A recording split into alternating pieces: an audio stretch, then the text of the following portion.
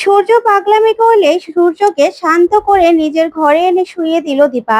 হ্যাঁ বন্ধুরা, এমনটাই দেখা যাবে। তাই সম্পূর্ণ জানতে ভিডিওটিতে লাইক দিয়ে চ্যানেলটি সাবস্ক্রাইব করে দেখতে থাকুন।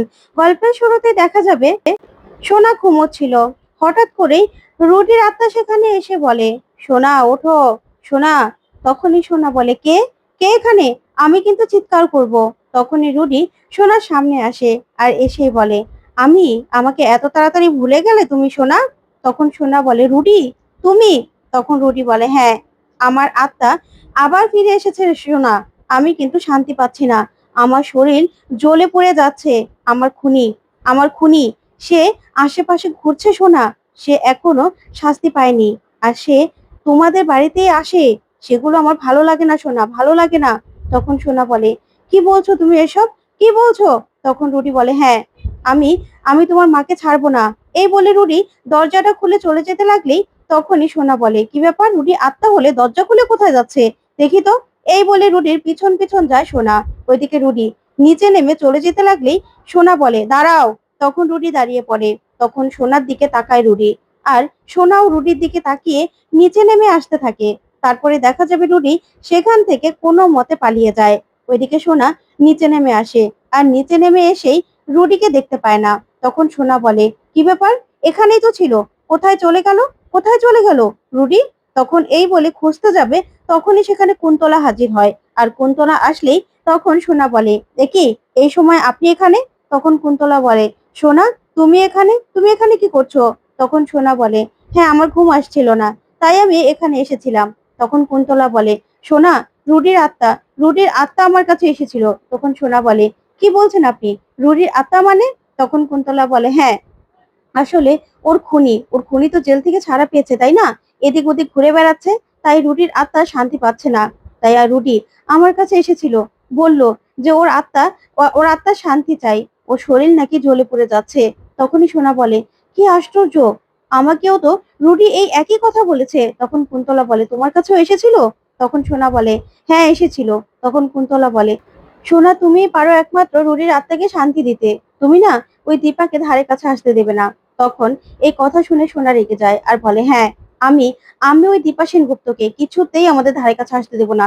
রুডির আত্মাকে আমি শান্তি দেব, শান্তি দেব আমি। তখন কুন্তলা মনে মনে খুব হাসে। তারপরে সোনা চলে গেলেই কুন্তলা খুব হাসে আর মনে মনে বলে, এবার এবার দীপা তুমি কি করবে? ওদিকে দেখা যাবে সকাল হলেই সোনা যা যা ছিল দীপার সবকিছু নিয়ে আসে, সব পুড়িয়ে ফেলবে বলে। তখন দীপ আর জয় সোনাকে আটকানোর চেষ্টা করে। তখনই সূর্য সেখানে আসে। এসে বলে, সকাল সকাল কি নাটক হচ্ছে? কেন এরকম চিৎকার চেঁচামেচি করছো? হ্যাঁ, আমার এসব ভালো লাগছে না। তখনই সূর্য জামা কাপড় দেখে আর ছবি দেখে চমকে যায়। তখন ছবিগুলো হাতে নিতেই দীপার ছবি দেখে বলে, এগুলো তো দীপা ম্যাডামের ছবি। এগুলো এখানে কেন? আর এখানে ছুঁড়ে ফেলেছো কেন? বলো, এগুলো কেন এখানে? কেন? তখনই সোনা বলে, বাবা, তুমি জানো না, এই মহিলা এই মহিলা আমার সবকিছু শেষ করে দিয়েছে। আমার রুডিকে খুন করেছে, আমার রুডিকে। তখনই সূর্য বলে, কি বলছো এসব? এই দীপা ম্যাডামের ছবিগুলো কেন এখানে? বলবে, ভালো করে বলবে। তখন সোনা বলে, কেন বাবা, আমার কথা তোমার বিশ্বাস হচ্ছে না? এই মহিলা এই মহিলা আমার রুডিকে মেরে ফেলেছে, আমাকে বিধবা করেছে। তুমি বুঝতে পারছো না? তোমার মনে পড়ছে না কিছু? তখন সূর্য বলে, এগুলো কি বলছো তুমি? হ্যাঁ, কি বলছো? কেন উনি রুডিকে মারবে? আর রুডি মানে, সে তো অনেক আগে মনে হয় মারা গিয়েছিল, তাই না? তখন সোনা বলে, হ্যাঁ বাবা, আমার সবকিছু শেষ করে দিয়েছে, সবকিছু। আমার স্মৃতি সিধু শেষ করে দিয়েছে। তখন সূর্য বলে, না, আমি কিছু মনে করতে পারছি না। তখন উর্মি বলে, হ্যাঁ দাদাই, আপনি মনে করতে পারছেন না? এই বিজনেসের একটা সূত্র নিয়ে বাড়িতে এসেছিল, তারপরে যে এই কাণ্ড ঘটিয়েছে। তার জন্যই তো এই ডিলটার বিপক্ষে ছিলাম আমি। আপনি বুঝতে পারছেন না? আপনার মনে পড়ছে না কিছুই? তখন সূর্য নিজের মাথায় হাত দিয়ে বলে, না, আমার কিছুই মনে পড়ছে না, কিছুই মনে পড়ছে না আমার। আমি কিছু জানতে চাই না, কিছু ভালো লাগছে না আমার, কিচ্ছু ভালো লাগছে না। এই বলে সূর্য পাগলের মতো করতে থাকে।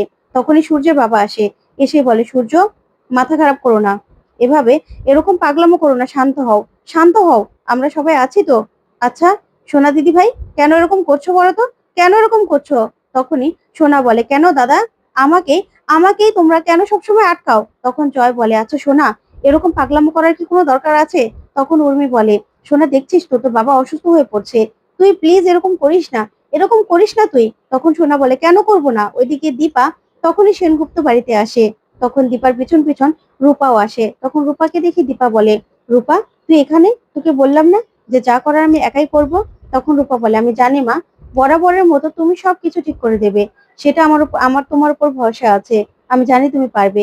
তারপরেও নিজের মনকে মানাতে না পেরে এখানে আসলাম। ঠিক আছে, তুমি যাও, আমি ভিতরে যাব না। আমি এখানেই দাঁড়াচ্ছি তোমার জন্য। তখন দীপা বলে, ঠিক আছে। তারপরে দেখা যাবে সূর্য সূর্য হাতে একটা ছুরি নিয়ে বলে, কেউ আমার দিকে এগোবে না, কেউ আমার দিকে এগোবে না, তাহলে আমি নিজেকে শেষ করে দেব। আমার না এই যন্ত্রণা আর ভালো লাগছে না, ভালো লাগছে না আমার। আমি নিজেকে আর সামলাতে পারছি না। তখন সোনা বলে, বাবা কি করছো তুমি?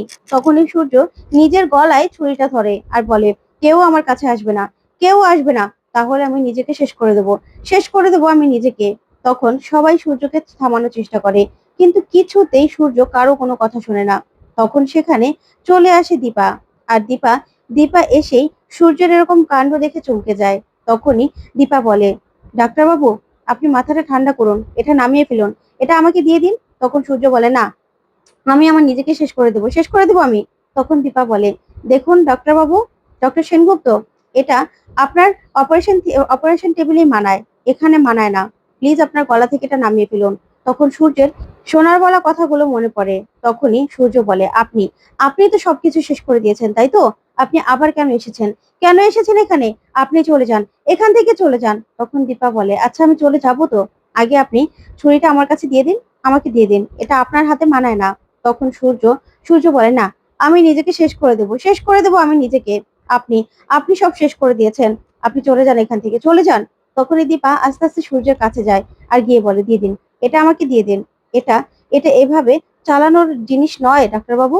তারপরেই সূর্যের হাত থেকে ছুরিটা নিয়ে নেয়। ওদিকে উর্মি অবাক হয়ে তাকিয়ে থাকে। তারপরে দীপা ছুরিটা নিয়ে বলে, আচ্ছা ডাক্তারবাবু, কেন আপনি এরকম করছেন বলুন তো, কেন এরকম করছেন? তখনই সূর্য জ্ঞান হারিয়ে ফেলতে থাকে। তখন দীপা সূর্যকে ধরে নেয় আর বলে, চলুন, আপনি আপনার ঘরে চলুন। তখন উর্মি বলে, কোথায় যাচ্ছিস তুই? তখন দীপা বলে, একদম না, একদম বাড়াবাড়ি করার চেষ্টা করবি না, তাহলে কিন্তু তার ফল ভালো হবে না। তখন উর্মি চুপ করে থাকে। তারপরে দেখা যাবে দীপা দীপা সূর্যকে নিয়ে সূর্যর ঘরে যায় আর গিয়ে শুয়ে দেয়। তখন সূর্য দীপার হাত ধরে ঘুমিয়ে পড়ে। তখন দীপার আগের স্মৃতিগুলো মনে পড়তে থাকে। তখন সেখানে চলে আসে সোনা। আর সোনা এসে দুজনকে এরকম কাছাকাছি দেখে রেগে যায়। তখনই দীপা বলে, শোনো সোনা, তোমার বাবা ঘুমোচ্ছে, আশা করবো তোমার বাবাকে তুমি আর ডিস্টার্ব করবে না। এতটুকু ম্যানেজ অন্তত তুমি শিখেছো, তাই তোমাকে আমি যেটা বলছি সেটা করো, একদম চিৎকার চেঁচামেচি করবে না। তখন সোনা এই কথা শুনে আর কিছুই বলে না। ওইদিকে সূর্য ঘুমিয়ে আছে। তারপরে দীপা বলে, চলো, এখান থেকে চলো। তারপরে দীপা সেখান থেকে বেরিয়ে চলে আসে। তারপরে দেখা যাবে দীপা বাইরে আসে। তখন সূর্যের বাবা বলে, বড় বৌমা, তুমি কেন এরকমটা করলে? এই বাড়ি থেকে বেরিয়ে গিয়ে তুমি কিনা শেষ পর্যন্ত একটা পরপুরুষের সঙ্গে। তখন দীপা বলে, বাবা আপনি এই কথাটা বলতে পারলেন? তখনই সূর্যের বাবা বলে, টিভিতে টিভিতে যা দেখাচ্ছে সেটা কি ভুল বড় বৌমা? সেটা কি ভুল দেখাচ্ছে? তখনই দীপা বলে, বাবা, আপনি সেটা বিশ্বাস করলেন? শুনুন, এখন না এসব ঘটার মতো বয়সে আমরা নেই। ভুল ভুল ঠিকের সবকিছুর ঊর্ধ্বে চলে গেছি আমরা। তখন এই কথা শুনে সূর্যের বাবাও চমকে যায়। তারপরে দীপা বলে, হ্যাঁ বাবা, এখন এই বয়সে এসেও যদি এই সব কিছু প্রমাণ দিতে হয়, তাহলে তাহলে আর কিসের সংসার করলাম এতদিনে? তখনই সোনা বলে, দাদাই, তুমি এখনো এই মহিলার সঙ্গে কথা বলছো? এই মহিলা আমার সবকিছু শেষ করে দিয়েছে, সবকিছু। আর কদিন পরে পরে এসে এসে এখানে অধিকার বলাবে, সেটা তো হতে পারে না। সবাই তোমরা ওনার কথা শুনছো, তাই তো? তাহলে এখানে থেকে আর আমি কি করব? কি করব আমি এখানে থেকে? তখন সূর্যের বাবা বলে, সোনা, চুপ করো তুমি, চুপ করো। তখন সোনা বলে, না, আমি চুপ করব না। আমি কেন চুপ করব? এই মহিলা মাঝে মাঝে এসে নিজের অধিকার ফলাবে আর ওনার কথাই সবাই শুনবে। না, সেটা হতে পারে না। আমি তাহলে এই বাড়িতে থাকবোই না, থাকবোই না আমি এই বাড়িতে, এই বাড়ি ছেড়ে আমি চলে যাব। তখনই দীপা সোনাকে বলে, সোনা, মাথা ঠান্ডা করো। তখন সোনা বলে, কেন মাথা ঠান্ডা করব? একমাত্র এই মহিলার জন্য রুটির আত্মা এখনো আমার কাছে ফিরে আসছে। তখন এই কথা শুনে দীপা পুরো চমকে যায় আর বলে, কি? রুটির আত্মা মানে? তখন সোনা বলে, হ্যাঁ, রুটির আত্মা, রুটির আত্মা ফিরে আসে, আমাকে বলে যে তোমার জন্য ও শান্তি পাচ্ছে না। তখন দীপা বলে, হ্যাঁ, রুটিকে আমি মেরেছি, তাহলে রুটি কেন এসে আমাকে মেরে ফেলছে না? শুনি, সেটা শুনি। রুটি কেন আমাকে মেরে ফেলছে না? রুটি তো আত্মাকে তো আমি একবারও দেখলাম না। তখন তো সোনা এই কথা শুনে চমকে যায়। তখন রূপাও সেখানে চলে আসে। তারপর সোনা বলে, ওই যে আরেকজনে চলে এসেছে। তখন দীপা রূপাকে বলে, রূপা, তোকে আমি আসতে বারণ করেছিলাম না, তুই কেন আসলি? তখনই রূপা বলে, আমি জানতাম মা এরকম কিছু একটা হবে। তখন সোনা রূপাকে বলে, শোনো, একদম এখানে এসে কোনো রকম কোনো মাতাবুরি করবে না, কোনো রকম কোনো কথা বলবে না। তখন দীপা বলে, কেন কেন বলবে না? তারপর দেখা যাবে অনুজা সেখানে চলে আসে, আর এসে বলে, এই যে আবার আরেকটা নাটক শুরু হয়েছে, আবার আরেকটা বাড়াবাড়ি শুরু হয়ে গেছে। তখনই দীপা বলে, কেন কাকিয়া, কোনোদিনও তুমি আমার পক্ষ নিয়ে কথা বলেছো? তখন অনুজা বলে, কেন, তোর পক্ষ নিয়ে কেন কথা বলবো? তোমার পক্ষ নিয়ে কথা বলার মতো তুমি কিছু করেছো? এই যে মেয়েটা সাদা শাড়ি পরে ঘুরে বেড়াচ্ছে, এটা তো তোমার জন্যই, তুমি করেছো। তুমি ওর বরকে মেরে ফেলেছো, তুমি রুডিকে মেরে ফেলেছো তুমি। তখনই দীপা বলে, হ্যাঁ মেরে ফেলেছি, দরকার হলে আরো মেরে ফেলবো, ঠিক আছে। তারপরেও তারপরেও যারা খারাপ তাদেরকে তো আমি শাস্তি দেবই। আচ্ছা কাকিয়া, কাকিয়া, তুমি এই সংসারের জন্য কি করেছো? এই সংসারের বিপদে কখনো এই সংসারে কারো পাশে এসে দাঁড়িয়েছো? কারো কারো বিপদে এসে দাঁড়িয়েছো? না, কোনোদিনও দাঁড়াওনি। মা মরে যাওয়ার পরে ভেবেছিলাম তুমি অন্তত আমার পাশে এসে দাঁড়াবে, কিন্তু না, তুমি আমার বিপক্ষে চলে গেছো। কোনোদিনও কোনোদিনও এই সংসারের কোনো বিপদে তুমি নিজেকে কাজে লাগিয়েছো? তখন অনুজা বলে, হ্যাঁ, আমি তো এই সংসারের কোনো বিপদে নিজেকে কাজে লাগাইনি, নিচে এগিয়ে আসিনি, তাই তো? হ্যাঁ, আসিনি তো। কিন্তু একটা কথা বলো তো দীপা, আমার জন্য এই সংসারে কোনো রকম কোনো বিপদ এসেছে? আসেনি তো, আসেনি। কোনো রকম কোনো বিপদ আসেনি এই সংসারে আমার জন্য।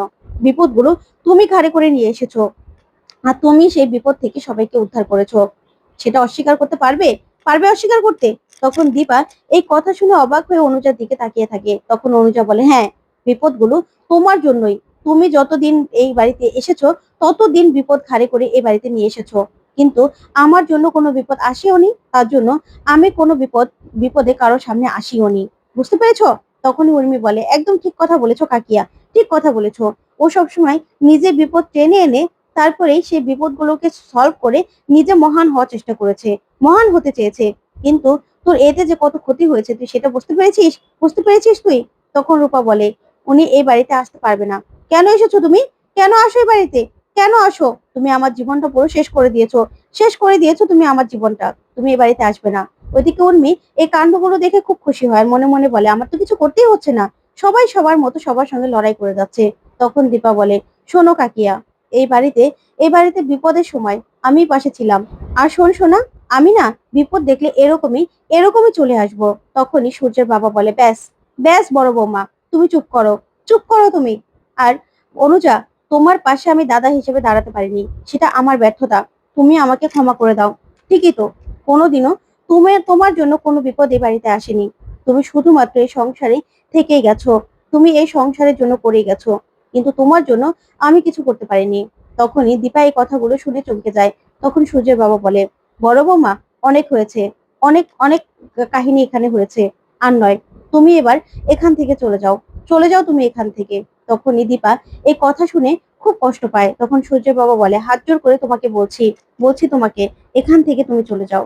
তখন এই কথা শুনে দীপা কাঁদতে কাঁদতে সেখান থেকে চলে যায়। তখনই রূপা সূর্যের বাবাকে বলে, দাদাই, জানো তো, তোমাদের পরিবার না এই জন্য শেষ হয়ে যাচ্ছে, তোমরা ঘরের লক্ষ্মীকে বারবার করে কাঁদিয়ে বাড়ি থেকে বের করে দাও, তার জন্যই না তোমাদের কিছু হয়েও হয় না। বুঝতে পেরেছো? তোমরা এভাবে তলিয়ে যাচ্ছ তোমরা, তোমাদের কপালে না আরো অনেক দুর্ভোগ আছে। রূপার রূপার মায়ের থেকেও বেশি তোমাদের জন্য কষ্ট হচ্ছে, তোমাদের কথা ভেবে তোমাদের জন্য আমার কষ্ট হচ্ছে। তখনই সূর্যের বাবা বলে, রূপা, রূপা দিদি ভাই। তখন রূপা বলে, হ্যাঁ দাদাই, তোমরা তোমরা যে কি বড় ভুল করছো সেটা তোমরা পরে বুঝতে পারবে তোমরা। তখন এই কথাগুলো শুনে সূর্যের বাবা রূপার দিকে তাকিয়ে থাকে। তো বন্ধুরা, আজকের আপডেটটি তোমাদের কাছে কেমন লাগলো অবশ্যই কমেন্ট করে জানাতে ভুলবেন না। পরবর্তী আপডেট পেতে চ্যানেলটি সাবস্ক্রাইব করবে। ধন্যবাদ।